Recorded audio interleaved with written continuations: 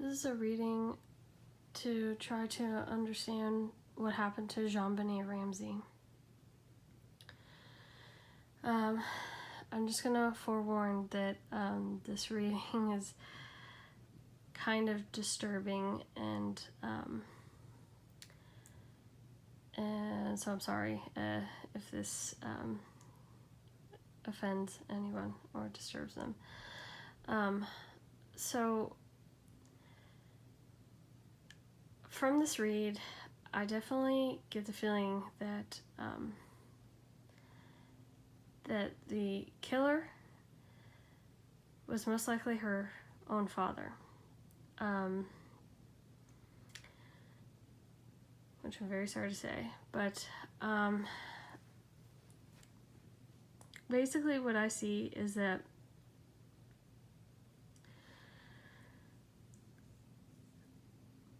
I feel like John Ramsey definitely has issues. He has self-esteem issues, which I think have affected him his whole life, but I think it also affected his marriage quite a bit.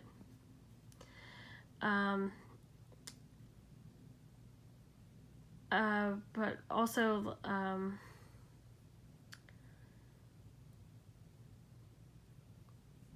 don't know how to put this. Well, I mean, I just feel like there was definitely issues there. They affected his marriage in a way that I think maybe Patsy wasn't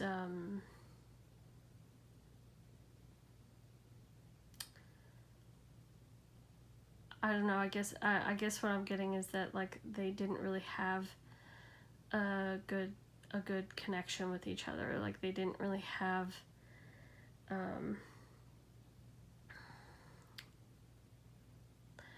like, I feel like they were two ships passing in the night. Like, that's kind of how their marriage was. So I feel like there was a lot of unhappiness there, but and so I think over time he started to kind of grow these unnatural feelings for his daughter. I think it stems from the fact that, like, him and his wife were not, like, I don't feel like they were intimate. I don't feel like they like that they even liked each other very much. And so I feel like he started to have a better connection with his daughter than he did with his wife. And so there was also, like, a playfulness with JonBenét. Obviously, she was a young child, but I think that was something he was missing for a long time, like, you know, and it could even stem from his own self-esteem issues. You know, those issues usually happen to people when they're children, so finding a connection with a child, it probably brought back a lot of feelings for him from his childhood. Now, basically what I'm getting is that he suppressed the feelings for JonBenét, I think, for a very long time, because he didn't want to betray the trust of not only his wife and his marriage, but he didn't want to betray JonBenét's trust of him. But and also there's a little bit of he didn't want to betray the trust of, like, his own spiritual beliefs, because I think he definitely felt like it was wrong to do this, but it's almost like it got to the point where, like, he couldn't control it anymore. Like, the passion had grown so much that, like, he couldn't control it. He couldn't suppress it any longer. So coming to the night of the attack, or whatever you want to call it, basically, like, his waiting period was over. Like, he wanted what he had been, like, dreaming about for a very long time, and he kind of, like, threw it all to the wind, and, like, he was like, I'm gonna betray the trust of my marriage. I'm gonna I'm just gonna give in to the urges. And what I'm getting is that there was regret, almost like extreme regret, because I think it was extremely hard for him to defend himself also. And I think I do think that actually killing her was a mistake on his part. Like, I don't think he meant to kill her at all. I think it was a killing out of passion. So because, like, it was built up for so long in his head, like, the idea of the sexual things that were gonna go on. I think he, like, got overtaken with the emotions and the excitement, and, like, he accidentally killed her. So there was regret about it because he loved her very, very much, and he loved her unnaturally as well. So it would be like if like, you know, like, you were a guy and you killed your girlfriend, you know, by accident.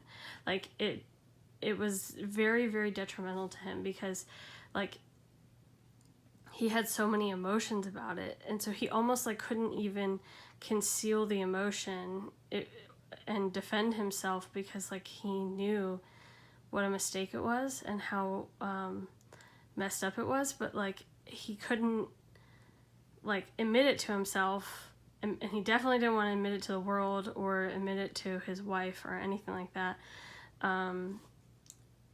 He just knew that, like, he wasn't quite right. Like, he had some sort of issue that stemmed from his past.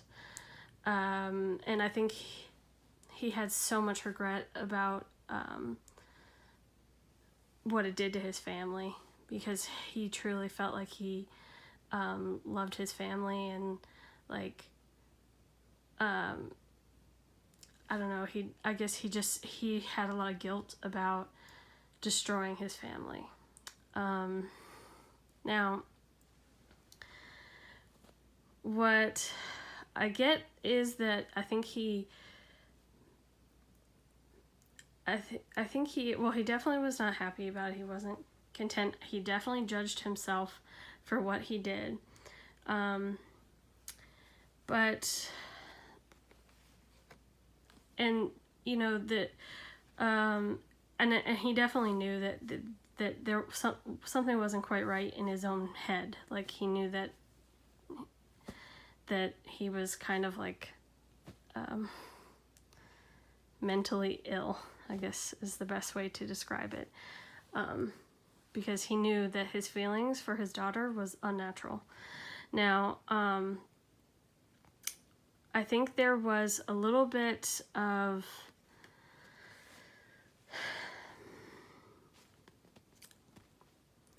well, first of all, there was so much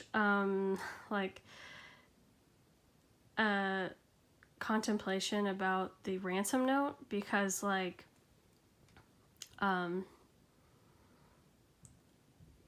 because of the, like, almost exact amount of money that John had gotten in his Christmas bonus. That was, like, the amount of money they asked for. And so people were like, oh, how would they know that number? Like, it must have been someone he worked with, or, you know, that sort of thing. And it's like, no, the reason why it's that number is because it was John. He's the only one that knew that number. And so what's interesting is that his cards are showing this. that like that there was like the request for money, right? But there was always a withholding of the money, because like he knew he was never going to give that money up, because he's the one who requested it. So so like the whole ransom note thing, that was all a lie. And I mean, obviously, it's pretty telling that the person that found JonBenét's body was John. He's the one that directed everybody to the basement. And you know, this is what is very, very telling about this whole crime, is that, you know, he couldn't control his urges. So, like, he didn't even wait to, like, try to, like, make a date and take, you know, JonBenét outside of the house and away from the family, and, like, he just took her to the basement. Like, so, there wasn't any, like, premeditation. I mean, like, there was premeditation about, like, the sexual things, but, like, there wasn't premeditation of, like, this is when I'm gonna do it, you know? It was, like, spur of the moment thing. Like, I don't think he could control himself in that moment. And so when he realized that she had died, he needed to cover it up. So he wrote the ransom note and all that, and later on directs everybody to where the body is, because he knew where the body was. You know, and he's said some very interesting things in interviews. Like, I know that there was an interview where he said when he found the body, he felt relieved. And, you know, it's a very interesting, telling thing, because he had such guilt in connection with this, that that there would be a relief that like that it would be over with, right? That like she would be found, and you know, and like it's over with. But I don't think he anticipated what was going to come, because I also get that there was a lot of regret around the fact that not only did it destroy his family, but it also destroyed his life. Like, it destroyed his ability to make money. I feel like he was like left out in the cold by like friends and by coworkers, and you know, like, because they got accused, there was a lot of judgment on them. Like, people were just like I can't be associated with you. So there was just like a mountain of regret in regards to this horrible decision that he made, and you know, in the middle of the night to go do this. And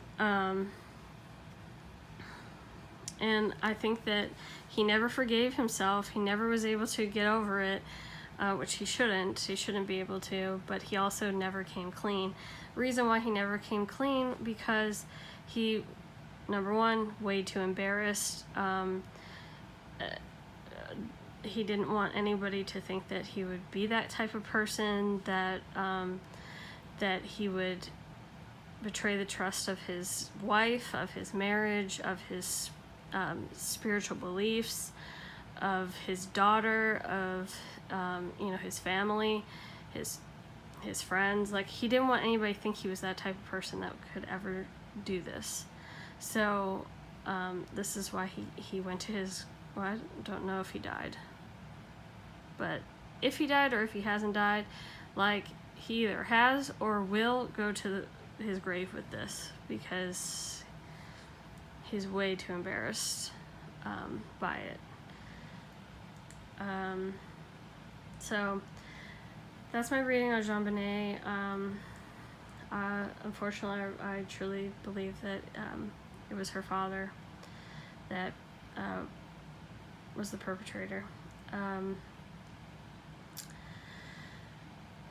Sorry if this upset anybody, but sometimes you just have to read what the cards tell you. So, thanks for listening.